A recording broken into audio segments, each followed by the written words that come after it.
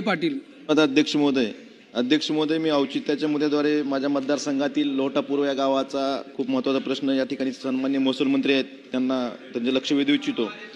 1979 मध्ये मांजरा धरणाच्या बुडीत क्षेत्रात मंत्री महोदय माझ्या मतदारसंघातील बोरगाव केज, लोहटा, हिंगणगाव, सावरगाव काळे आणि पिंपळगाव टोणगे आणि करंजकल्ला या गावाचं पुनर्वसन झालं आणि लोहटा पूर्व हे नवीन गाव तयार झालं.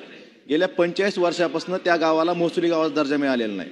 त्या दर्जा न मिळाल्यामुळे त्यांना 15 वित्त आयोगाचा निधी वापरता येत नाही. ग्रामपंचायतला ॲग्रिस्टॅक, महाडीबीटी, पीक विमा या गोष्टीकडे वारंवार त्यांना अडचणी येतात शेतकऱ्यांना. तर माझी विनंती आहे महसूल मंत्र्यांनी या गावाला लोहटा पूर्व, तालुका कळंब, जिल्हा धाराशिव या गावाला महसुली दर्जा देऊन त्या ग्रामस्थांची गैरसोय दूर करावी.